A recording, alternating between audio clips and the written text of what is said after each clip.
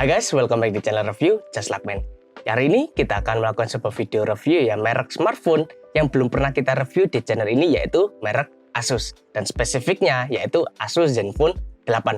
Seperti apa spesifikasi dan juga harganya kita akan bahas lebih lanjut di dalam video. Tapi sebelum video ini dimulai, alangkah baiknya jika kalian like, share ke teman-teman kalian, dan subscribe ke channel ini. Tombol subscribe ada di pojok kanan bawah seperti biasa. Dan juga nyalakan lonceng notifikasi agar tidak ketinggalan video berikutnya. Tanpa panjang lebar, langsung kita mulai videonya. Asus Zenfone 8 ya Zenfone 8 aja, bukan Pro ini yang biasa. Kita akan bahas sangat detail ya, kenapa HP ini termasuk salah satu, menurut saya ini HP yang bisa diklasifikasikan sebagai gaming. Tapi ya, karena HP ini rendah hati, gak dikasih stempel gaming. Tapi kita bahas lebih lanjut bagaimana ini bisa saya sebut sebagai HP gaming ya. Untuk launchingnya sebenarnya HP ini sudah cukup lama di Indonesia, lebih dari setahun, yaitu internasionalnya rilis 2021 kemarin ya. Kalian bisa dapatkan HP ini di toko online kesayangan kalian sendiri. Lalu network atau koneksi yang ditawarkan oleh HP ini sudah mencakup hingga 5G, jadi kalian nggak perlu khawatir upgrade ya pastinya.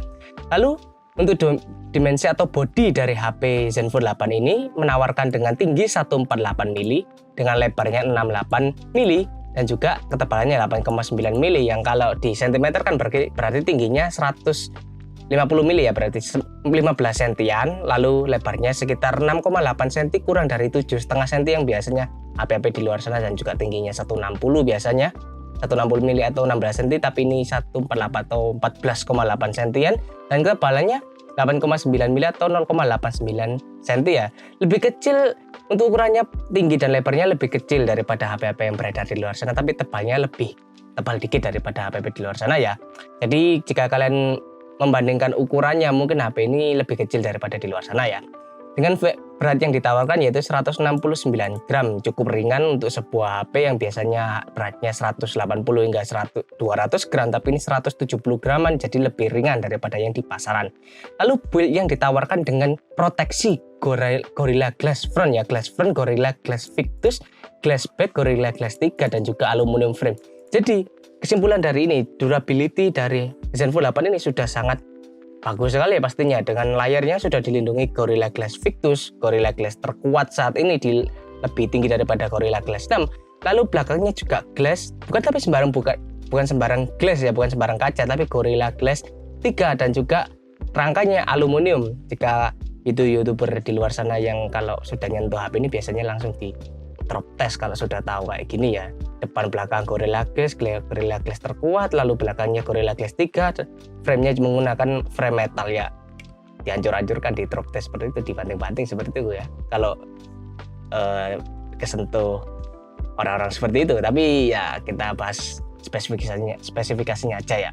Lalu SIM yang ditawarkan sudah dual SIM pastinya ya, dual nano SIM, dual standby, jadi bukan hybrid, dengan proteksi IP68 atau IP68, dash water resistant hingga 1,5 meter dalam 30 menit, jadi bisa tenggelam hingga 1,5 meter dalam waktu 30 menit. Kalau lebih dari itu ya masuk airnya. Dengan displaynya sudah sangat bagus sekali, tipe displaynya sudah Super AMOLED, 120 Hz refresh rate, hingga kalau kalian nonton video bisa FPS-nya hingga 120, dan juga main game bisa 120 FPS ya, dengan HDR10 Plus 700 nits, dan juga tingkat kecerahannya 1100 nits puncaknya. Jadi display yang ditawarkan oleh Zenfone 8 ini bukan main-main juga. Memang bukan main-main ini HP ini. Dari displaynya sudah sangat bagus, proteksinya sudah sangat bagus ya. Dengan size yang ditawarkan 5,9 inci, 6 inci lah anggapannya, 6 inci. Jadi cukup standar yang biasanya di luar sana juga 6,4, 6,5, tapi ini hanya 6 inci, jadi ya nggak terlalu pengaruh sih bagi saya kalau soal ukuran. Tapi yang penting fitur dan spesifikasi atau performa bagi saya ya. Resolusi 1080 x 2400 pixel dengan rasionya 20:9, PPI density-nya 446 pixel per inci, yang dimana di luar sana hanya banyak HP juga 395 hingga 405 PPI, tapi ini sudah 446, jadi sangat rapat sekali pixelnya per incinya ya. Lalu proteksinya seperti tadi, yaitu Corning Gorilla Glass Victus Always On Display. Lalu platform yang ditawarkan yaitu OS-nya Android 11, bisa di-upgrade hingga Android 12 dengan UI-nya Zen UI. UI dari Zenfone-nya sendiri ya, atau Asus-nya sendiri. Lalu chipset yang diberikan kepada HP ini ditawarkan yaitu Snapdragon 888 5G 5 nanometer. Yang pastinya performa Snapdragon 888 ini atau 888 ya, itu generasi ke-8 pastinya di bawah Core 895 sepertinya, itu masih tingkat ketiga di bawahnya yang terkuat ini yaitu Snapdragon 8 Gen 1 ya pastinya, dengan ukurannya hanya 5 nanometer yang pastinya sangat hemat daya meskipun HP-nya baterainya 4000 mAh ya.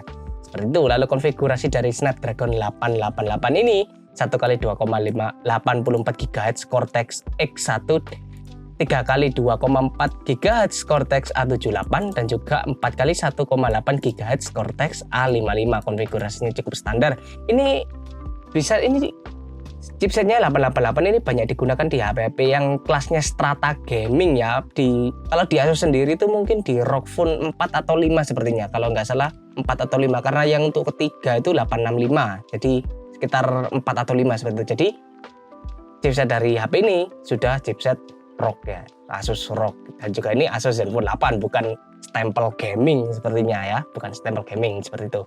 GPU yang ditawarkan juga terintegrasi yaitu Adreno 660 yang dimana terkuat yaitu 666 di Snapdragon 8 Gen 1. Lalu untuk memory cardnya sayang sekali tidak ada micro SD slotnya ya. Lalu untuk varian memorinya RAM-ROM ada 6128 hingga 16256. Tapi untuk di Indonesia sendiri hanya tersedia dua versi yaitu cuma 6128 dan juga 16256 ya, mohon maaf 16256 dan 6128. Seperti hanya dua versi, itu berbanding ke harganya atau mempengaruhi harganya, tapi kita bahas lebih lanjut di harganya di akhir-akhir aja ya. IFS 3.1. Lalu kamera yang ditawarkan yaitu 64 megapiksel wide dan juga 12 megapiksel ultra wide dengan fiturnya LED flash, HDR dan juga panorama dengan video capture-nya 8K 24 fps, 4K 30 hingga 120 fps dan juga 1080 30 hingga 240 fps, 720 hingga 480 fps, support Zero IIS dan juga HDR. Lalu selfie kameranya single kamera saja 12 megapiksel standar dengan video capture-nya 4K 30 fps, 1080 hingga 60 fps.